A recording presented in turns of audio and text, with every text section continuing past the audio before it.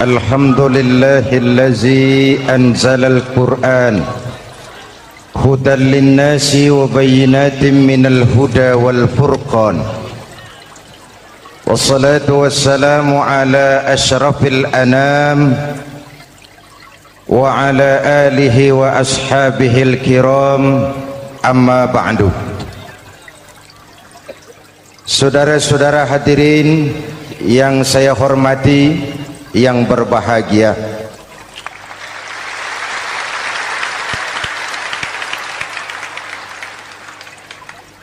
kali ini dalam suasana memperingati nuzulul Quran, setiap penganut agama mempunyai kitab-kitab yang suci atau dianggap sebagai suci. Semua agama. Orang Nasrani punya kitab Injil, orang Yahudi punya kitab Taurat, orang Hindu punya kitab Weda, orang Buddha punya kitab Tripitaka, pengikut Konghucu punya kitab Tao Te Ching,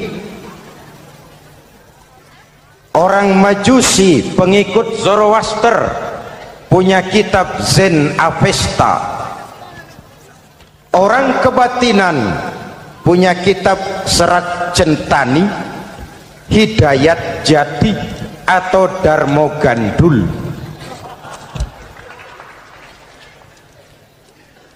Kita umat Islam oleh Allah diberikan Al-Quran yang kita yakini sebagai kitab suci. Kunaon?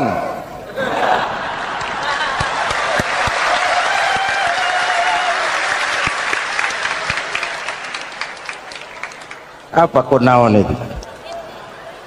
Kenapa sih kita yakin Quran itu kitab suci? Pertama, ajarannya sesuai dengan fitrah manusia. Suatu kitab dinamakan suci kalau konsep ajarannya sesuai dengan fitrah. Contoh, ini laki-laki ini seneng nggak sama perempuan? Normal. Kalau nggak seneng saya ragu-ragu. Perempuan seneng nggak sama laki-laki?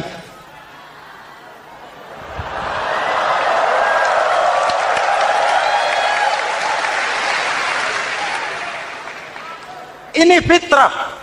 Laki-laki suka perempuan, perempuan suka laki-laki. Quran memahami itu. Hai laki-laki, kau senang dengan perempuan. Hai perempuan, kau suka dengan laki-laki. Oke, lewat sini, lewat pintu yang disebut nikah. Kalau kitab suci melarang nikah, itu bertentangan dengan fitrah manusia. Maka dalam Quran, mulai dari umat sampai ulama dan segala profesi dianjurkan nikah. Kalau kiai tidak boleh nikah, saya pilih mengundurkan diri, Pak.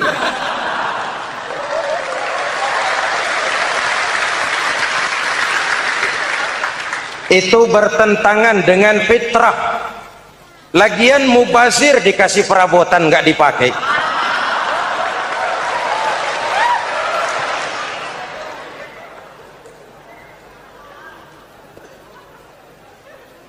Fitrah. Contoh lagi, manusia perlu makan. Kalau ada kitab suci menyuruh puasa terus dari pagi sampai sore sampai malam sampai pagi lagi, eta teh kitab gelo.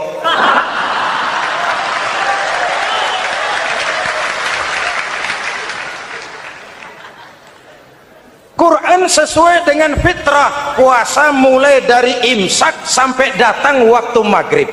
Puasa ngebleng dari pagi sampai sore sampai malam merusak kesehatan.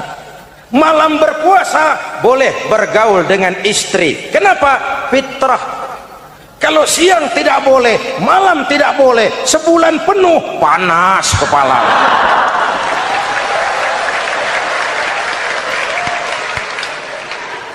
rontok rambut.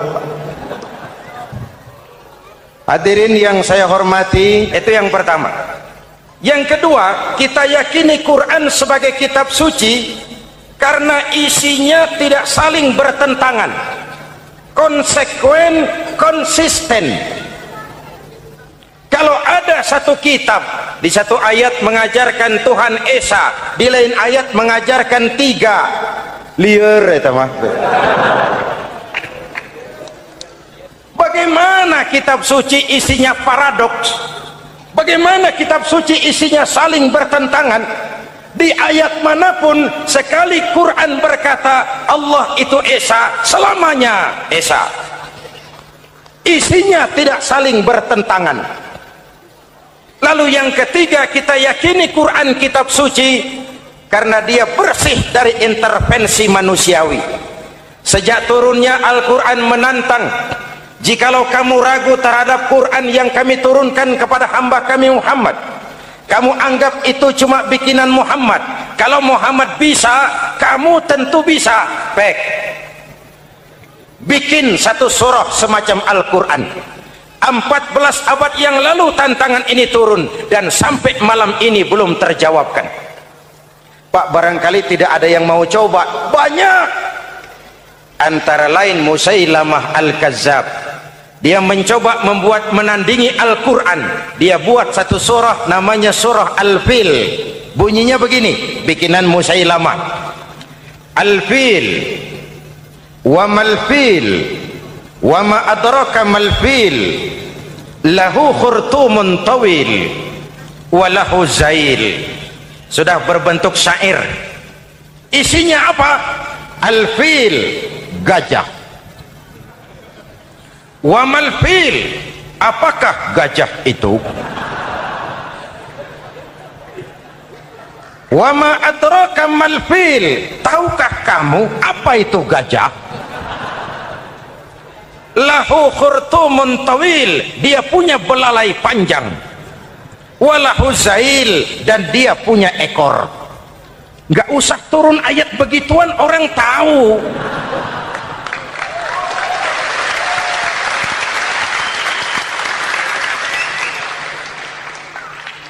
Kalau redaksi mendekati, maka isi jauh panggang dari api. Kitab suci bersih dari campur tangan manusiawi. Maka Al-Quran, ke bahasa apapun dia diterjemahkan, naskah aslinya tetap ikut. Dia boleh diterjemahkan ke bahasa Sunda, bahasa Jawa, bahasa Padang, bahasa Inggris, bahasa Jerman, bahasa Belanda, naskah aslinya tetap ada. Kenapa? Bahasa ke bahasa perbedaannya sering frontal. Kalau dari gelas menjadi gelas, eta mah caket. Dari lem menjadi lampu, itu masih serumpun. Tapi cokot Sunda dengan cokot Jawa, itu jauh bedanya. Atos Sunda dengan atos Jawa, itu jauh. Ulama Sunda sama ulama Jawa nggak pernah akur kalimat atos ini.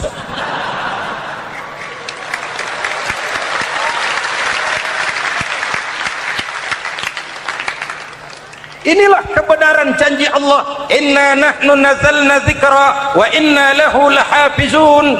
Kami yang turunkan Al-Quran, kami yang akan menjaganya. Ribuan orang hafal Al-Quran. Lalu apa pesan-pesan misi utama Al-Quran? Pertama, menegakkan tauhid. Ini yang lebih dahulu. Membentuk kualitas sumber daya manusia dengan menanamkan nilai-nilai keimanan, membebaskan dari ketergantungan kepada benda. Ya ayyuhan nasu ubudu rabbakumul ladzi khalaqakum. Hai manusia, Tuhanmu yang perlu kau sembah hanyalah Tuhan yang telah menciptakan kamu. Jangan menyembah Tuhan yang tidak pernah menciptakan kamu. Mengapa kau menyembah harta padahal dirimu lebih berharga dari harta? Kenapa kau menyembah pangkat dan jabatan padahal dirimu lebih berharga dari pangkat dan jabatan?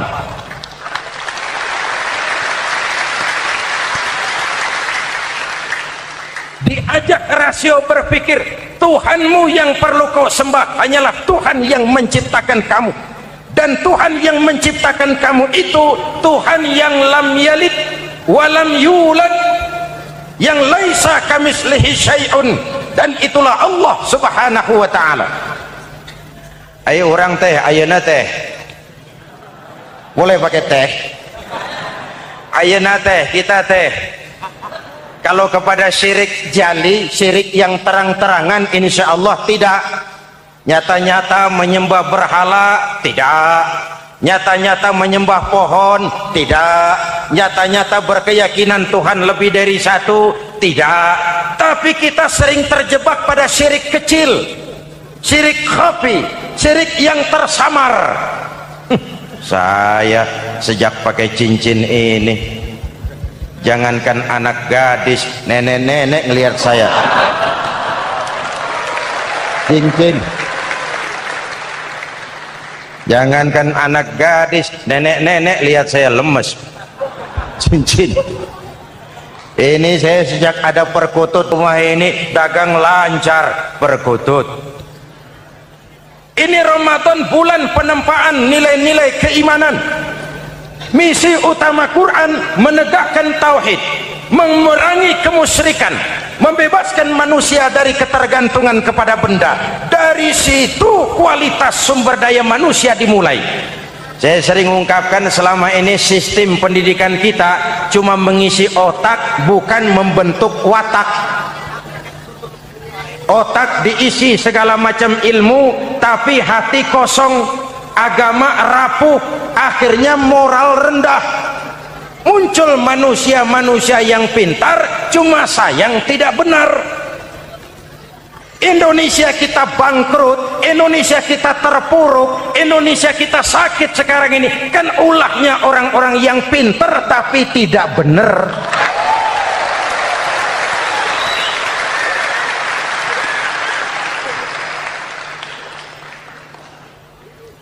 Dan kalau saya bicara kayak begini, ini bukan pidato politik, ini nurani. Politik naon kadut.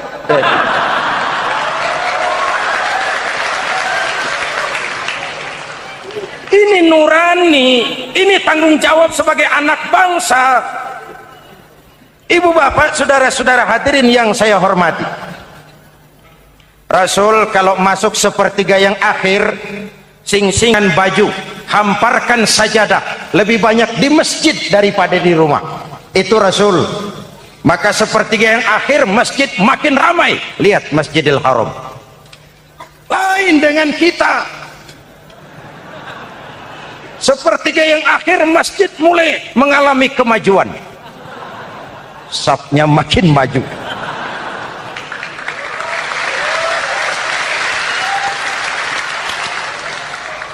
Pasar ramai, terminal beludak.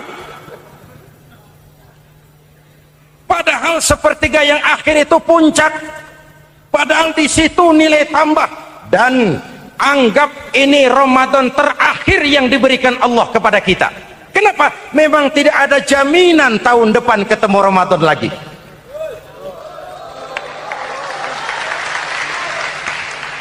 Anggap ini Ramadan terakhir yang diberikan Allah kepada kita. Tidak ada jaminan tahun depan Ramadan akan ketemu lagi. Tidak ada jaminan. Manfaatkan pelukan pemutihan. Semua kita melakukan introspeksi. Tidak tahu kita Ramadan tahun depan nanti masih ketemu apa tidak. Sebagaimana kita tidak tahu kita masih hidup atau tidak. Hadirin yang saya hormati, misi kedua Al-Quran, persaudaraan, kebersamaan atas dasar keadilan dan kebenaran. Manusia bersuku-suku, ya. Manusia berbangsa-bangsa, memang itu diakui oleh Al-Quran. Min dzakari wa untha wa ja'alnakum syu'uban wa qabaila. Kami ciptakan kamu dari laki-laki dan perempuan. Kami jadikan kamu bersuku-suku dan berbangsa-bangsa.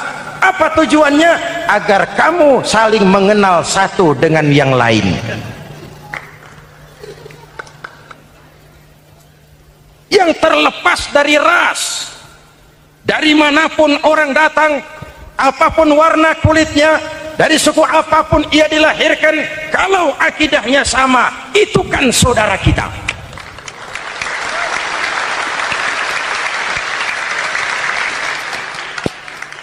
Seperti di masjid, kita tidak peduli dari mana kita datang. Yang datang dari kidul, madep ngulon mang. Yang datang dari sebelah lor, madep ngulon mang. Yang datang dari sebelah wetan, madep kulon mang. Yang datang dari kulon, madep ngulon. Bukan soal dari mana kau datang, tapi satu arah menghadapmu. Kau mau Betawi, mau Sunda, mau Jawa, mau Padang, mau Aceh, mau Batak, mau Ambon, kita satu nusa, satu bangsa, satu bahasa. Marilah kita jadi lem perekat buat lingkungan kita di saat keutuhan kita sebagai bangsa sedang dalam ujian berat. Semangat kebersamaan atas dasar keadilan. Tidak ada mayoritas menekan minoritas. Umat Islam itu kalau besar dia mampu melindungi yang kecil, kalau kecil dia bisa menjaga diri. Tiap sholat Jumat khatib berpesan pada akhir khutbah kedua, innallaha ya'muru bil adli wal ihsan, innallaha ya'muru bil adli wal ihsan. Allah memerintahkan kamu menegakkan keadilan dengan argumen, bukan dengan sentimen. Mengajak, bukan mengejek. Merangkul, tidak untuk tujuan memukul. Kalau sebagai bangsa kita utuh, kompak dan bersatu, saya yakin kita akan bisa mengatasi kesulitan-kesulitan sekarang ini.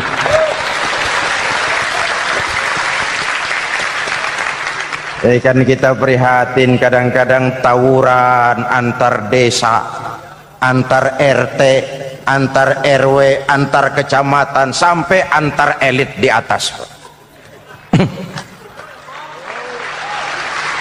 Makanya saya ulang lagi pesan ini, kalau elit di atas tawuran, jadilah penonton yang baik. Saudara-saudara kaum muslimin yang saya cintai, kita prihatin, kita seakan tercabut dari akar budaya kita sebagai bangsa. Kenapa kita yang berfalsafahkan Pancasila, kenapa kita yang berketuhanan yang Maha Esa tiba-tiba jadi beringas dan brutal? Ada maling ayam ketangkap, disiram bensin, dibakar hidup-hidup. Kok kita bisa begitu? Street justice, pengadilan jalanan mulai tegak. Iyalah kita tidak puas dengan kerja aparat kita, tapi jangan main hakim sendiri. Ini negara, bukan hutan.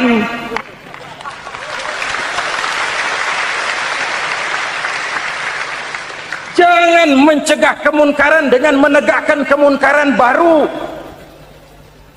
Oleh hal-hal yang sepele yang mestinya kita bisa mencari jalan keluar dengan baik. Ayo luruskan saf, rapatkan barisan, satukan langkah, tautkan hati. Kita satu umat yang satu, diikat oleh Al-Quran. Hanya dengan kebersamaan kita akan mampu menata hari esok yang lebih baik atas dasar keadilan dan kebenaran. Dulu teh Muhammad Toha teriak takbir ngadepi Belanda, Bung Tomo teriak takbir ngadepi Belanda, ayeuna takbir ngadepi batur sadulur salembur. Nanaonan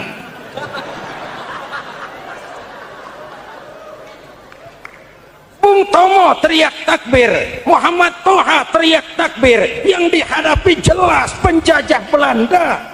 Kita ngadepi saudara sendiri, Allahu Akbar, yang sana teriak Allahu Akbar, setan tepuk tangan di tengah. Yuk kita rukun, yuk kita kompak, yuk kita bersatu, yuk kita pulang, yuk.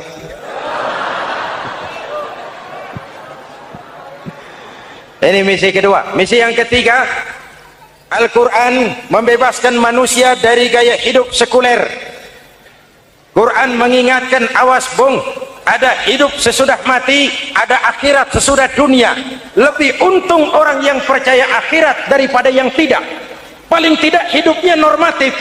Contoh, saudara yakin akhirat ada, lalu saudara hidup baik-baik, menjauhi yang munkar, meninggalkan yang haram, saudara sujud, puasa, jihad, lalu saudara mati, Setelah mati ternyata akhirat tidak ada ruginya.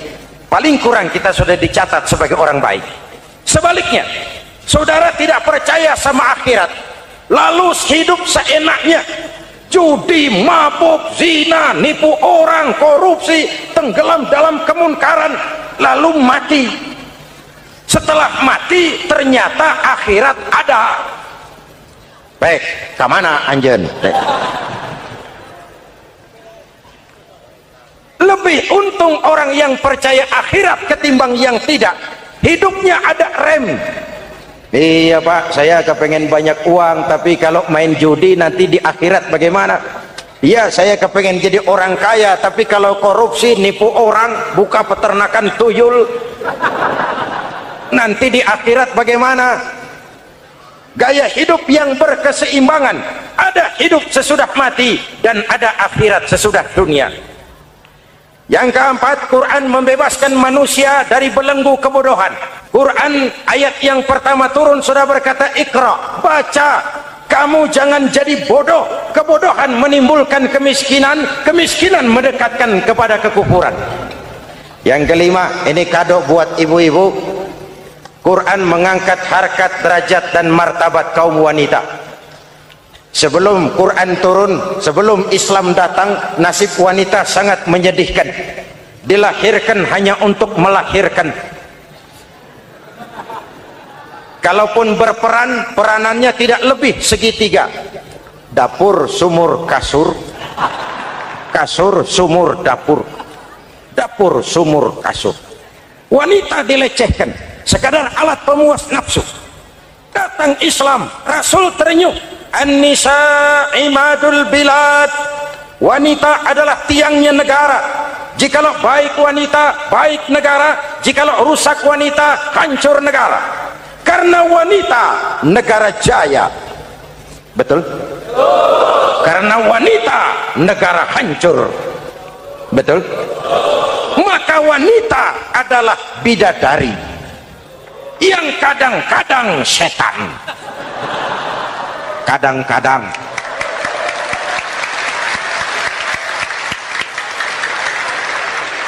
Karena yang hadir di sini bidadari semua. Ibu bapak, saudara-saudara hadirin yang saya hormati. Lalu bagaimana sikap kita terhadap Al-Quran? Quran sendiri menjelaskan, "Tsumma awrasnal kitaba alladzina istafaina min ibadina." Kemudian kami wariskan kitab Al-Quran yang kami pilih buat hamba-hamba kami yang terpilih. Luar biasa. Umatnya umat pilihan, Rasulnya Rasul pilihan, kitabnya pun kitab pilihan. Kami wariskan Al-Quran kepada hamba-hamba kami yang kami pilih. Bagaimana sikap mereka setelah menerima Al-Quran? Terbagi tiga. Pertama, faminhum zalimun li nafsihi. Di antara mereka ada yang setelah menerima Al-Quran lalu zalim kepada dirinya sendiri. Diterimanya Al-Quran dengan lidahnya, tapi ditolak dengan perbuatannya. Mulutnya menjunjung Al-Quran, perbuatannya menginjak Al-Quran. Quran bilang ke barat, dia pergi ke timur. Quran bilang ke selatan, dia berangkat ke utara. Quran bilang haram, dia terjang. Quran bilang halal, dia tidak mau. Orang seperti itu tidak zalim kepada Allah, tapi zalim kepada dirinya sendiri. Apa? Mudah-mudahan kita yang termasuk golongan ini. Amin. Yang kedua, wa minhum muqtasid. Di antara mereka ada yang menerima Quran 50-50. Separuh-separuh. Yang enak dilaksanakan, yang berat ditinggal. Padahal pada sisi lain Quran mengajarkan masuklah ke dalam Islam secara total, kafah, jangan separuh-separuh. Ini watak munafik. Kalau dilihat Islam menguntungkan, rame-rame teriak Islam. Ketika diminta berjihad, diminta berkorban, diminta zakat, rame-rame mengundurkan diri. Saya bangkrut pak, saya miskin pak, saya pailit pak. Mental itu dalam awal-awal Baqarah dijelaskan. kullama adha'a lahum masyaw fihi wa idza adlama alaihim qamu. Kalau terang mereka berangkat, kalau gelap mereka mandek. Itu ciri orang munafik beragama. Kalau Islam menguntungkan, rame-rame teriak Islam. Ketika diminta berjihad, berkorban, berjuang, rame-rame mengundurkan diri. Muqtasid. Golongan yang ketiga, ini yang ideal. Wa minhum sabiqum bil khairati biiznillah. Di antara mereka ada yang setelah menerima Al-Quran lalu berlomba-lomba mengamalkannya, berlomba-lomba melaksanakannya. Jangan sampai yang baca Quran dengan suara merdu dapat piala, yang mengamalkan Quran dengan konsekuen dapat penjara.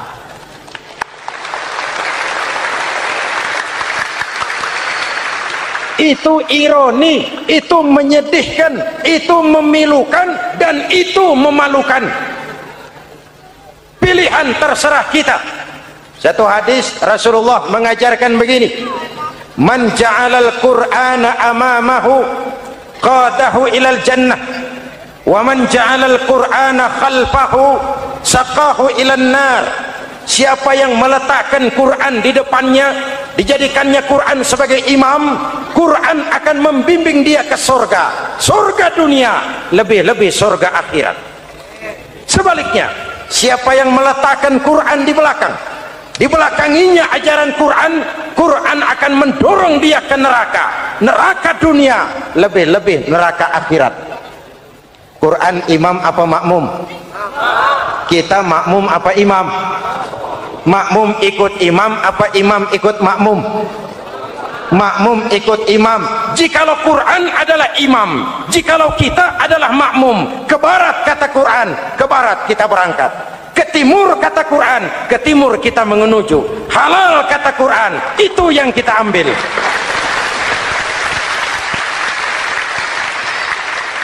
Mari kita jadikan Ramadan sebagai bulan di mana sedikit demi sedikit kita berupaya kembali menjadi generasi yang Qurani. Rasulullah pernah ditanya, kalau Tuhan wafat ya Rasul, kemana kami minta nasihat? Aku tinggalkan kamu dua nasihat, satu yang diam saja, satu yang bisa bicara. Yang bisa bicara apa ya Rasul? Al-Quran. Minta nasihat Quran. Yang diam saja apa ya Rasul? Maut. Dalam hidup ada dua nasihat, nasihat yang bisa bicara Al-Quran, nasihat yang diam saja maut. Mau dagang minta nasihat Quran, mau bertetangga minta nasihat Quran. Itu nasihat. Nasihat yang kedua, diam saja, tahu-tahu datang maut. Makanya anggap ini Ramadan terakhir yang diberikan Allah kepada kita, karena tahun depan tidak ada jaminan kita bertemu Ramadan. Manfaatkan 10 yang akhir untuk meningkatkan nilai ibadah kita kepada Allah Subhanahu wa taala. Hadirin, kita sudah mendekati akhir, saya akan baca doa. Mari kita Fatihah. Semoga kita semua dalam perlindungan Allah. Ala hadhihi niyyah wa ila hadratin Nabi. Al-Fatihah. Voice of Kiai, suara petunjuk meniti jalan ilahi.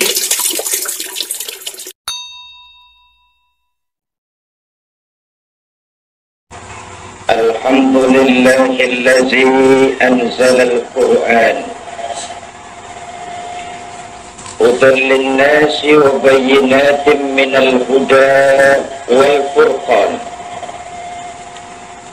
Wassalatu wassalamu ala sayyidina Muhammadin wa ala alihi wa ashabihil kiram, amma ba'du. Bapak Wali Kota Madya Surabaya yang saya hormati, Bapak Ketua DPRD, Bapak Kepala Depdikbud Jawa Timur, hadirin hadirat, terutama anak-anakku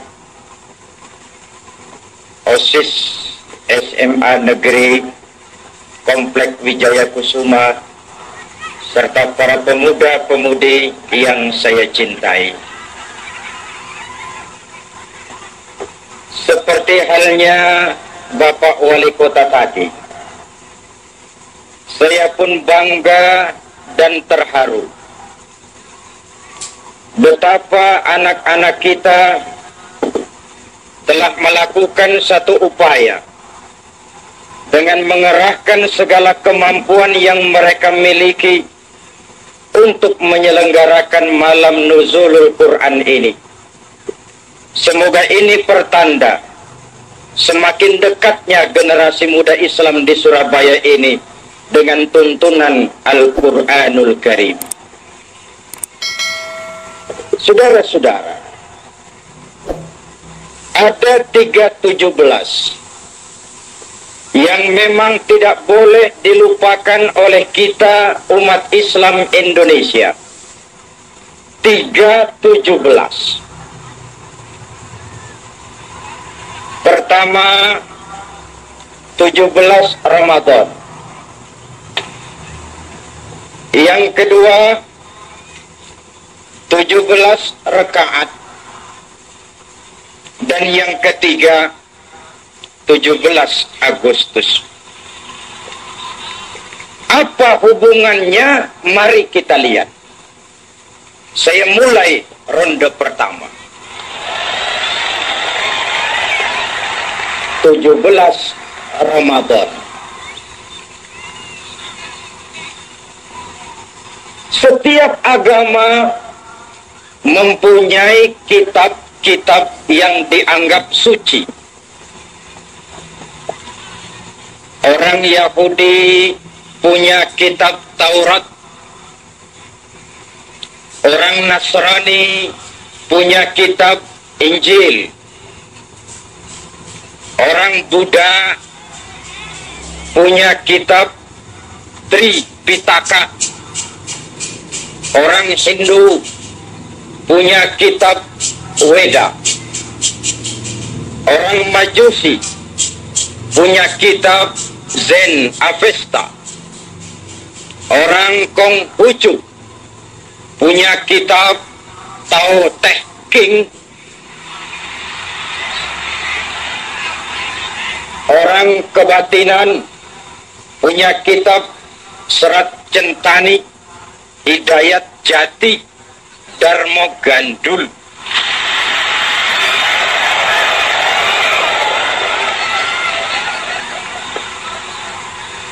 Dan kita umat Islam oleh Allah Subhanahu wa ta'ala diberikan Al-Quran.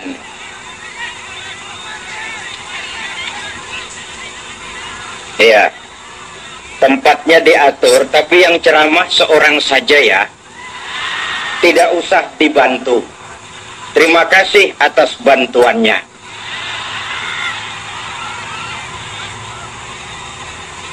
Kalau demikian banyak kitab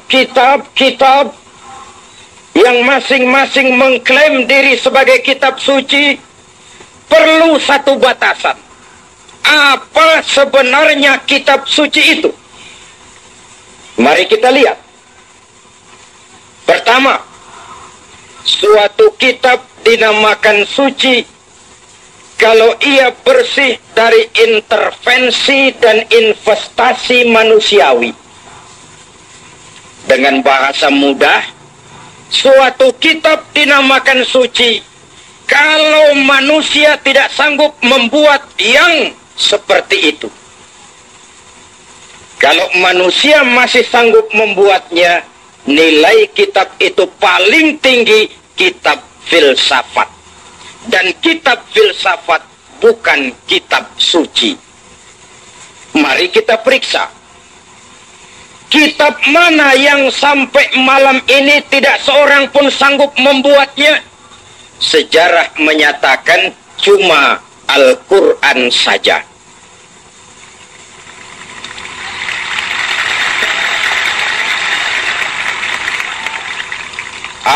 Barangkali belum pernah ada yang mencoba, Pak. Sudah. Sejak turunnya 14 abad yang lalu, Quran telah menantang.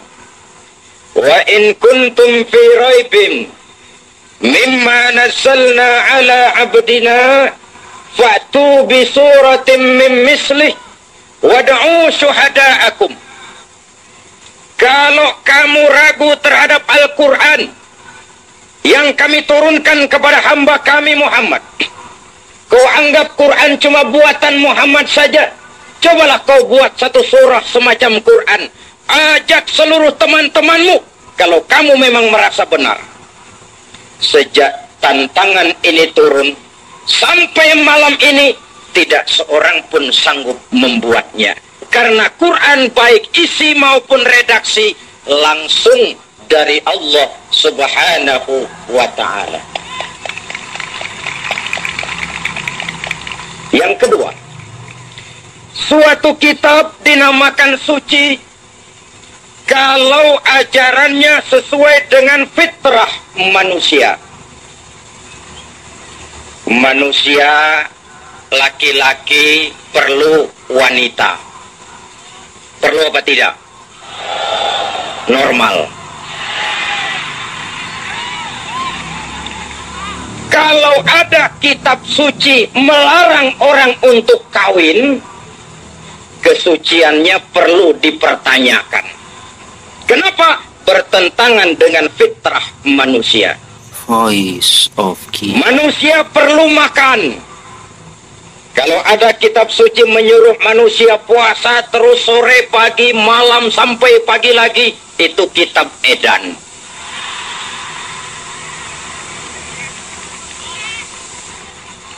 Allah ini pencipta manusia. Allah yang menurunkan Quran. Tentu Quran ini sesuai untuk manusia. Pabrik mobil di Itali bikin mobil namanya Fiat. Lalu dia keluarkan buku petunjuk. Mobil ini namanya Fiat. Kecepatan maksimal sekian ratus kilometer per jam. Daya angkut maksimal sekian ratus kilogram.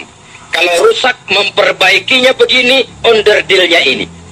Karena pabriknya yang membuat mobil, pabriknya juga yang mengeluarkan buku, tentu buku sesuai dengan mobilnya. Dan tidak mungkin saudara punya mobil Fiat rusak, tapi saudara perbaiki dengan menggunakan buku petunjuk yang dikeluarkan oleh pabrik mobil Toyota. Mobil akan makin amburadul. Artinya, kalau manusia ingin baik, dia harus menggunakan buku petunjuk yang dikeluarkan oleh yang bikin manusia. Dan buku itu sudah turun. 114 surah, 30 juz, 106.666 ayat. Seluruh konsep Quran sesuai dengan fitrah manusia. Apabila perintahnya ditunjang oleh kemampuan yang menurun, maka stres perintah itu lalu menurun. Salat wajib berdiri, itu kalau sanggup. Tidak sanggup berdiri, silahkan duduk. Itu kalau sanggup. Tidak sanggup sholat duduk, sholatlah sambil berbaring. Itu pun kalau sanggup. Tidak sanggup sholat dengan berbaring, sholat pakai isyarat. Itu pun kalau sanggup. Tidak sanggup dengan isyarat, sholat dalam hati. Itu pun kalau mampu. Tidak mampu sholat dalam hati, disolatkan. Sesuai dengan kemampuan. Kadang-kadang sebagian anak muda mengeluh, Pak, Quran itu sulit, ini tidak boleh, itu tidak boleh, ini tidak boleh. Bagaimana kita hidup? Anak-anakku para remaja, Quran tidak sulit. Ketahuilah bahwa dalam Quran semuanya boleh. Ini boleh, itu boleh, ini boleh, semua saja dalam Quran boleh. Yang tidak boleh cuma satu. Yang lain semua boleh. Cuma satu yang tidak boleh dalam Quran, yaitu yang dilarang. Itu saja. Kalau tidak dilarang mesti boleh. Ma anzalna 'alaikal Qur'ana litasqa illa tadhkiratan liman yakhsha. Kami tidak menurunkan Al-Quran untuk bikin sulit kamu. Kami tidak menurunkan Al-Quran untuk menyusahkan kamu. Ia sekadar satu peringatan bagi orang yang takut kepada Allah Subhanahu wa ta'ala. suatu kitab dinamakan suci kalau isinya sesuai dengan fitrah manusia. Yang ketiga, suatu kitab dinamakan suci kalau isinya tidak saling bertentangan. Kalau ada kitab suci, di satu ayat mengajarkan Tuhan Esa, di lain ayat mengajarkan Tuhan Tiga, itu kitab kacau. Bagaimana mungkin suatu kitab suci, tapi isinya saling bertentangan? Dari tiga kriteria ini, kita yakini Quran benar-benar kitab suci. Apa jasa Quran kepada kehidupan manusia? Pertama, Quran membebaskan manusia dari ketergantungan kepada benda. Membebaskan manusia dari belenggu kemusyrikan dan kekufuran. Memperkenalkan manusia kepada Allah Tuhan yang sebenarnya. Menanamkan tauhid, meneguhkan keyakinan akan kebenaran. Keyakinan akan kebenaran yang tidak ditunjang oleh kemampuan materi, tapi karena keyakinan akan kebenaran itu sendiri. 13 tahun perjuangan yang penuh kepedihan selama di Mekah hanya membebaskan manusia dari ketergantungan kepada benda. Asyhadu an la ilaha illallah. Saya bersaksi tidak ada Tuhan selain Allah. Maka saya tidak akan menyembah kecuali hanya kepada Allah. Saya tidak akan takut kecuali hanya kepada Allah. Saya tidak akan melarikan persoalan kecuali hanya kepada Allah. Saya tidak akan menggantungkan hidup kecuali hanya kepada Allah. Sekaligus membentuk pribadi yang tegar, tangguh, mampu menghadapi tantangan dan kesulitan. Tadi Pak Wali Kota benar. Quran tidak mendidik generasi muda menjadi cengeng, takut menghadapi kesulitan. Tidak. Islam bukan agamanya orang pemalas. Quran bukan kitab suci yang mengajarkan agar setelah sholat kita endelohom, enggelenggem, ayem-ayem, menunggu keajaiban dari langit sambil menghitung bintang, seraya mengumpulkan jikalau, seolah-olah segala persoalan bisa diselesaikan dengan simsalabim abracadabra. Tidak. Quran adalah kitab yang mengajarkan wa iza qudiyatis shalah fantashiru fil ardi wabtaghu min fadlillah. Kalau salat sudah selesai kamu kerjakan, bertebaranlah di permukaan bumi, cari karunia Tuhanmu. Jangan endelohom, enggelenggem, ayem-ayem. Tidak. Saudara hadirin, lahir pribadi yang tegar, yang monoloyalitasnya, yang ketergantungannya mutlak hanya kepada Allah Subhanahu wa ta'ala. Ini penting di zaman sekarang. Akan bagaimana warna Islam di Surabaya, bahkan akan bagaimana warna Surabaya 20, 30, 40, 50 tahun yang akan datang, anak-anak kita jawabannya. Maka tidak ada yang lebih menggembirakan selain kalau kita melihat mereka mau hidup dekat dengan agama. Alhamdulillah. Untuk itu dibutuhkan pribadi yang tegar. Jangan takut menghadapi kesulitan. Biar berakit-rakit ke hulu, asal bisa berenang-renang ke tepian. Nanti akan saya jelaskan ini pada ronde terakhir. Saya lanjutkan ronde pertama dulu. Quran membebaskan manusia dari ketergantungan kepada benda. Kita di zaman sekarang memang tidak menyembah berhala bernama Latta, Uzza, Manat, Hubal. Tapi berhala-berhala di zaman sekarang sering ganti nama. Yang tadinya bernama Latta, sekarang bernama komputer. Yang tadinya bernama Hubal, sekarang namanya pangkat dan jabatan. Yang tadinya bernama Uzza, sekarang bernama ilmu dan teknologi. Kalau pangkat dan jabatan Kalau harta dan benda, kalau kemampuan intelektual sudah lebih kita agungkan daripada Allah, itulah berhala di zaman sekarang ini.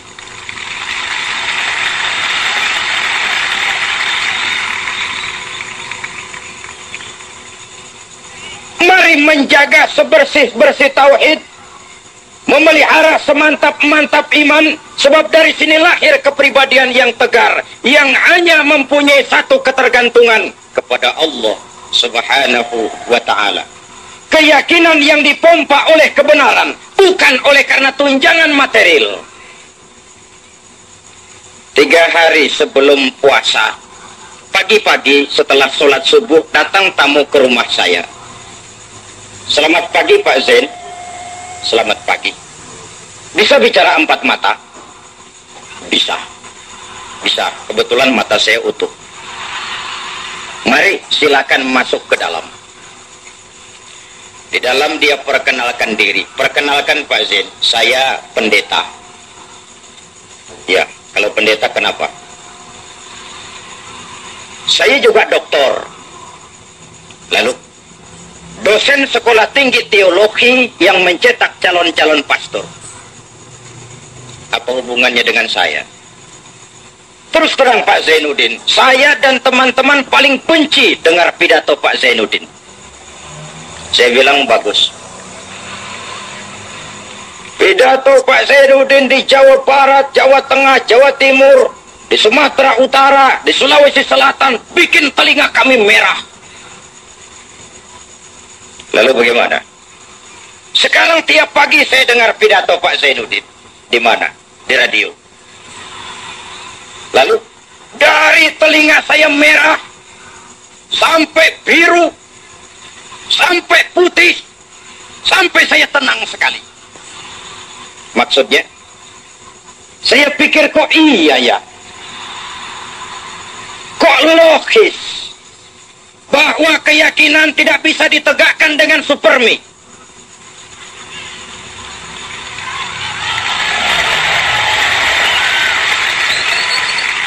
Bahwa keyakinan dan keimanan tidak bisa ditunjang dengan beras, pakaian, obat-obatan, beasiswa. Bahwa keyakinan adalah soal kebenaran, dan kebenaran adalah milik bersama. Perang dalam batin saya, sampai saya memutuskan harus ketemu Bapak. Ini kedatangan saya yang keempat, Pak. Maksudnya apa? Tolong jangan ditunda, Pak. Pagi ini bimbing saya mengucap 2 kalimat syahadat.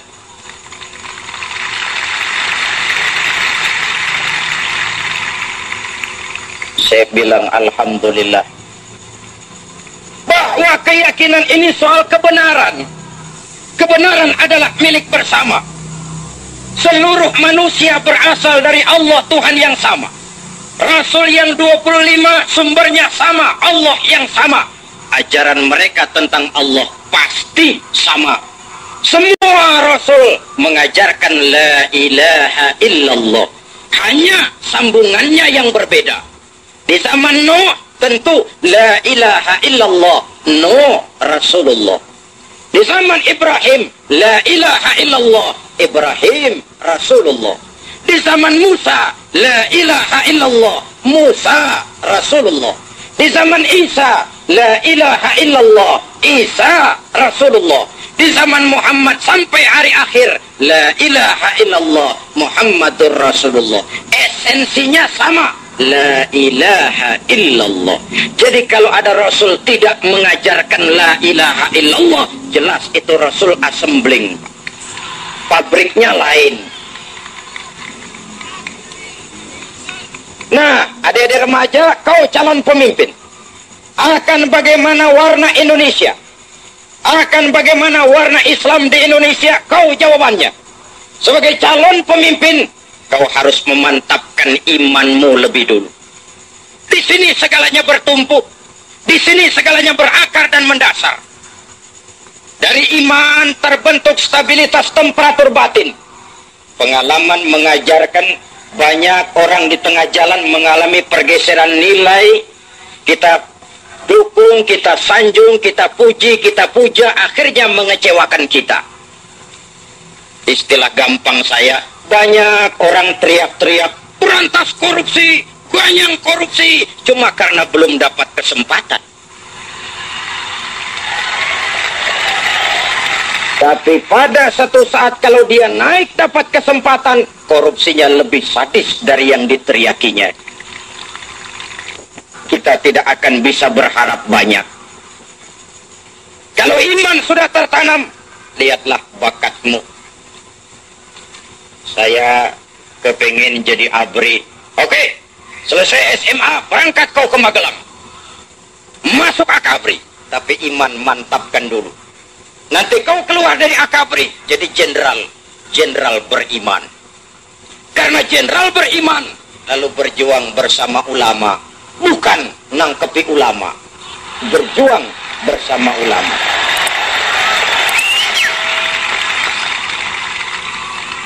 Kau jadi teknokrat beriman. Kau jadi dokter beriman. Kau jadi ekonom beriman. Dari sana kita berangkat, ke sana kita menuju. Dengan motivasi iman, menggalang kebersamaan. Quran membebaskan manusia dari ketergantungan kepada benda. Jikalau kita tinggalkan Quran ini, jatuhlah kita kepada materialisme, mengagung-agungkan benda, dan itulah berhala kita pada akhirnya. Satu. Yang kedua, Quran membebaskan manusia dari ras diskriminasi. Malam ini saya di tengah-tengah saudara, saya tidak merasa sebagai tamu. Sama sekali tidak. Saya merasa saya seorang keluarga yang datang ke tengah keluarganya sendiri. Besok malam saya sudah akan pidato di Stadion Pekanbaru, Riau. Saya pun di sana tidak merasa sebagai tamu. Saya seorang keluarga yang datang keluar tengah keluarganya sendiri. Islam telah mengikat kita dengan akidah. Dari manapun orang datang, apapun warna kulitnya, bahasa apapun yang dipakainya, kalau akidahnya sama, itu saudara kita. Baju boleh berbeda, jaket dan kaos boleh tidak sama, bendera boleh beraneka warna, tapi jikalau bernama Muslim, cari persamaannya, jangan memperbesar perbedaannya. Sudah lewat masanya di mana umat Islam berpecah karena persoalan kecil yang tidak prinsip. Sudah datang waktunya kita menyusun saf yang lebih teratur dan terarah. Lebih mencari persamaannya, jangan memperbesar perbedaannya. Istilah saya, yang NU, marilah jadi NU yang baik. Yang Muhammadiyah, marilah jadi Muhammadiyah yang baik. Yang Persis, marilah jadi Persis yang baik. Mari menyadari, musuh NU bukan Muhammadiyah, musuh Muhammadiyah bukan NU. Musuh kita bersama, maksiat, munkarat, kebatilan, kezaliman, kemiskinan, kebodohan, keterbelakangan. Yang musuh jadikan musuh, yang teman mari kita rangkul. Jangan yang teman dijadikan musuh, lawan malah dirangkul. Mematikan roh jihad kita. Islam telah mengikat kita dengan akidah. An-nasu kulluhum li Adam wa Adam min turab. La fadla li Arabiyyin ala ujamiyyin illa bitaqwa. Seluruh manusia berasal dari Nabi Adam. Nabi Adam diciptakan dari tanah. Tidak ada kelebihan orang Arab dengan yang bukan Arab kecuali takwanya. Apa kalau saya pakai serban saya lebih takwa dari saudara? Tidak. Apa kalau saya pakai peci saya lebih takwa dari saudara? Tidak. Serban dan peci cuma sekadar kulit. Kulit perlu, tapi isi lebih penting.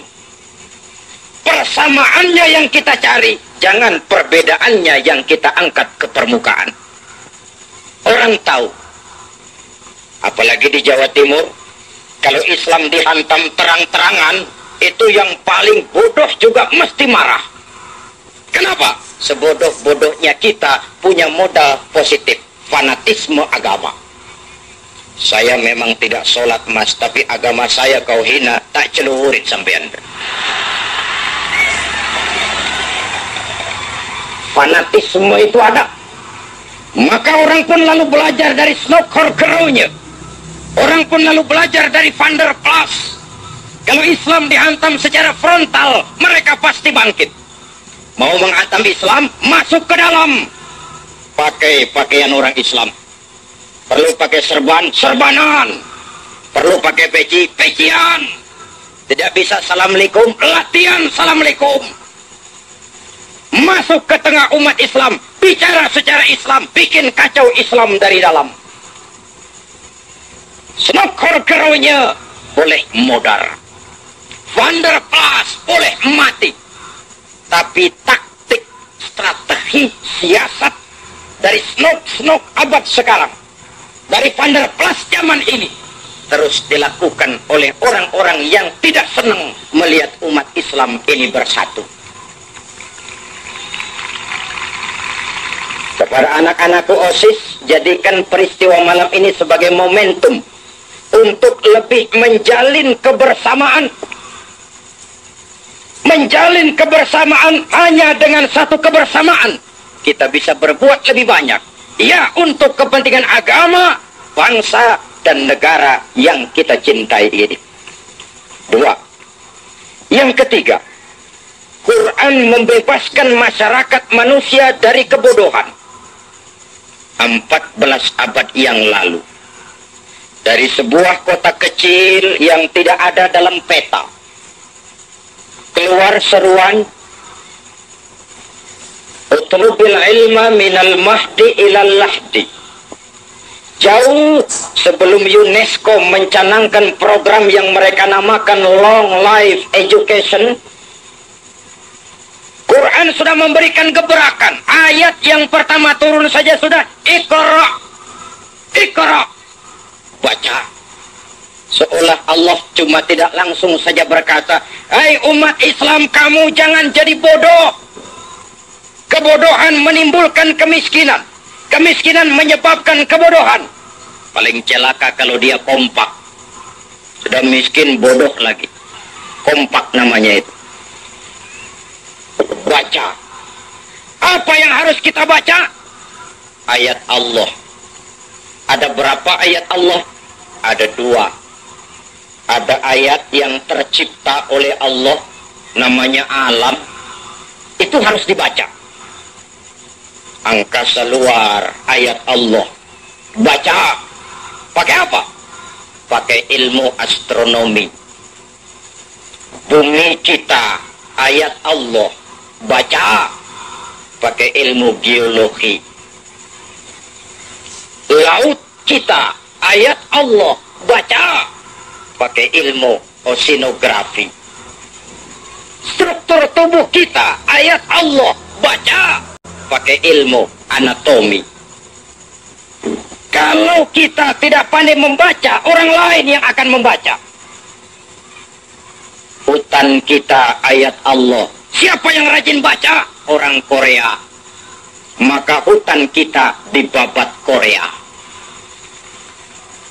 Bumi kita, ayat Allah. Siapa yang rajin baca? Orang Amerika.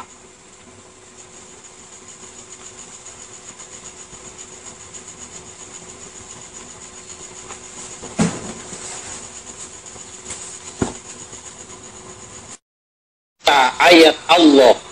Siapa yang rajin baca? Orang Amerika. Maka minyak kita disedot Caltech. Laut kita, ayat Allah. Siapa yang rajin baca? Jepang.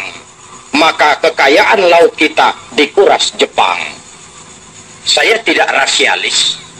Saya tidak anti Cina. Saya tidak anti Jepang. Saya tidak anti Korea. Saya cuma ingin bangsa saya maju. Saya cuma berkeyakinan Indonesia adalah untuk Indonesia.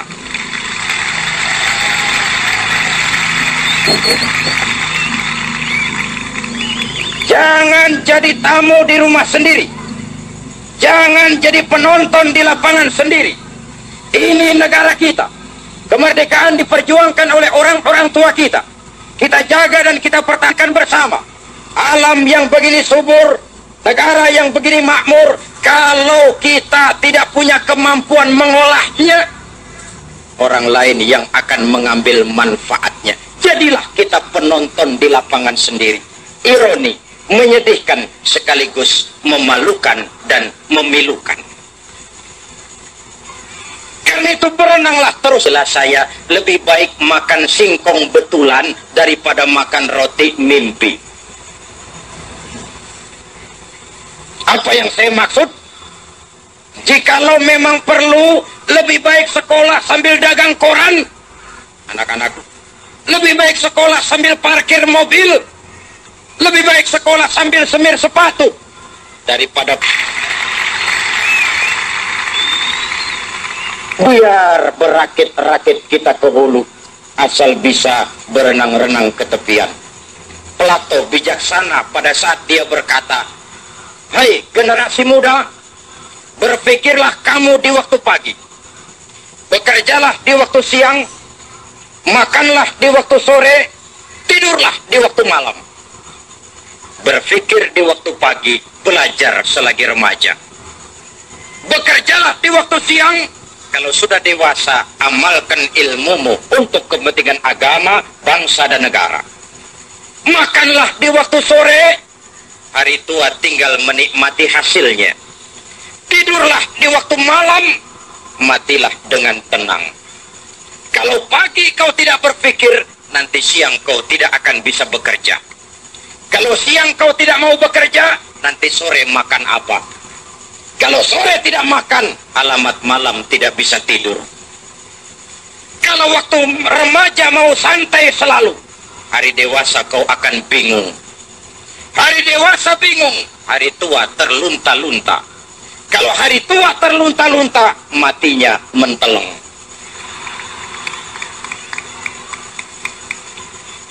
Ingin jadi pohon tinggi, harus berani tertiup angin. Semakin tinggi pohon, semakin keras angin. Takut tertiup angin, tidak usah jadi pohon tinggi.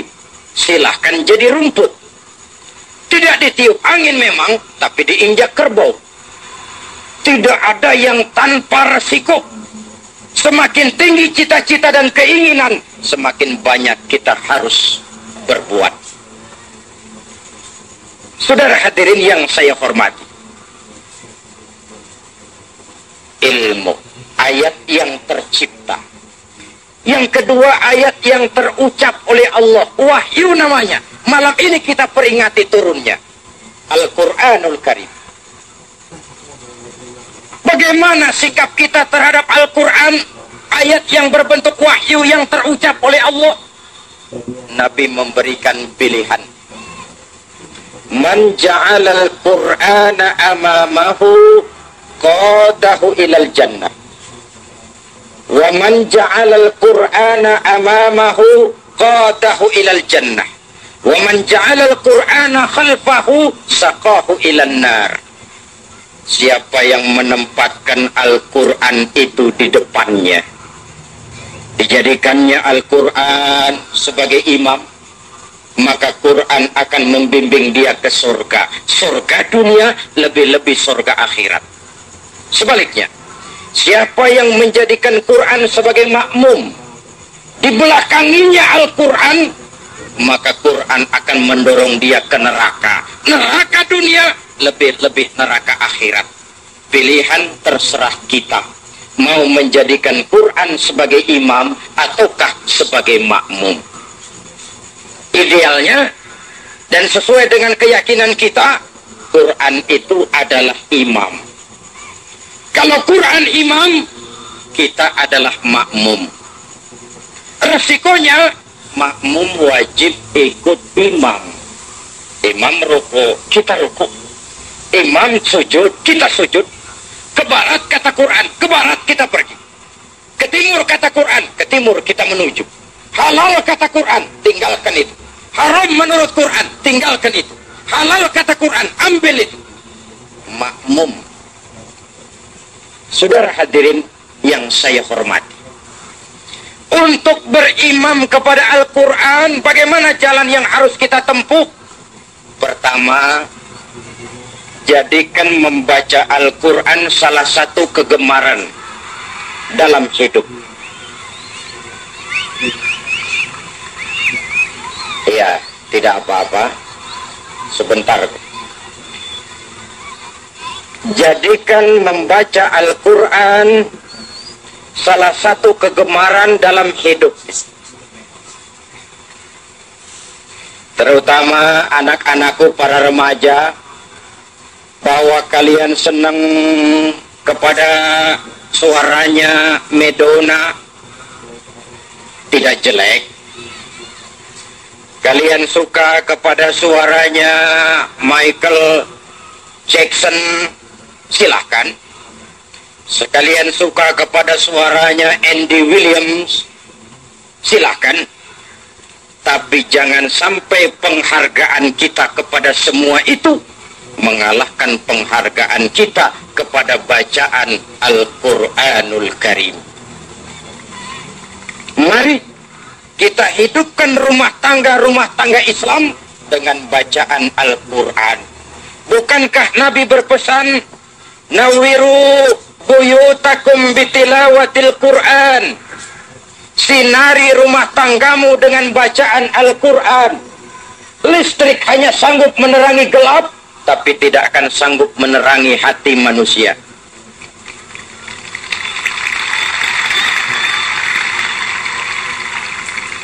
Jadikan membaca Al-Quran salah satu kegemaran dalam hidup kita.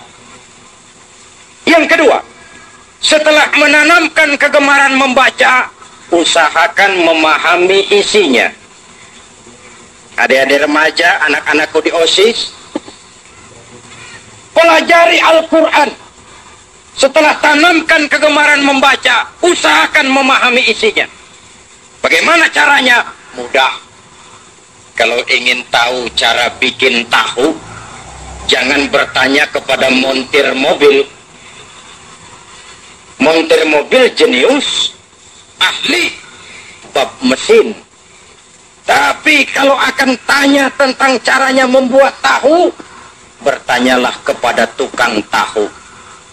Artinya menurut bahasa Al-Quran, fas'alu ahla dzikri in kuntum la ta'lamun. Kalau kamu memang tidak tahu, bertanyalah kepada yang tahu. Siapa yang tahu Al-Quran? Ya tentu orang yang ahli di bidang itu. Para ulama, para kiai, para ustadz. Saya perlu mengingatkan ini, sebab belakangan ini sering muncul orang-orang yang hanya mengandalkan kemampuan intelektual, lalu mengutak-ngutik Al-Quran menurut kemampuan intelektualnya, yang kadang-kadang bahasa Arab pun mereka tidak mengerti. Disesuaikannya Al-Quran dengan penalaran intelektual, maka sering timbul pendapat yang aneh, nyeleneh. Ayat Quran itu elastis, dibawa kemana saja mau. Dibawa kemana saja ayat Quran itu mau, elastis, mudah dimanfaatkan. Karena itu saya termasuk yang bersyukur Pak Wali dengan berlakunya asas tunggal. Sebab setelah asas tunggal ini tidak ada lagi yang perang ayat tanding hadis. Hadirin yang saya hormati, apapun yang terjadi di lapangan ini, saya mengharap saudara-saudara kita semua tetap bisa menjaga ketenangan, keamanan, dan ketertiban. Mari kita buktikan bahwa kita datang kemari bukan untuk hura-hura. Kita datang kemari untuk satu niatan yang luhur, menjaga iman, memantapkan akidah. Saudara hadirin, untuk lebih menenangkan suasana, saya mengajak kita semua kembali mengumandangkan salawat badar. Mudah-mudahan acara ini tetap berlangsung seperti yang kita harapkan. Amin. Allahumma salli wa sallim wa barik alaih. Salatullah, salamullah ala ta'a rasulillah. Salatullah, salamullah ala yasin habibillah. Mari sama-sama. Salatullah ala ta'a Rasulillah. Salatullah salamullah ala Yasin. Tawassalna bismillah wa bil hadi Rasulillah wa kulli mujahidin lillah bi ahlil badri ya Allah. Salatullah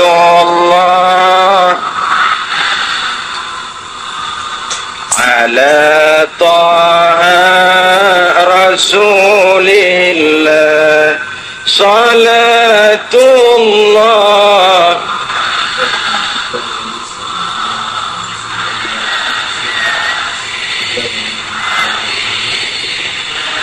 ilahi sallimil ummah minal afati wan niqmah wa min hammi wa min ghummah bi ahlil badri ya Allah. Salatullah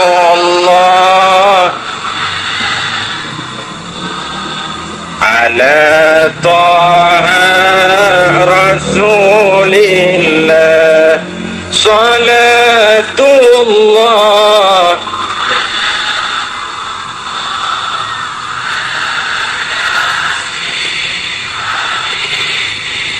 Allahumma salli wa sallim wa barik alaihi.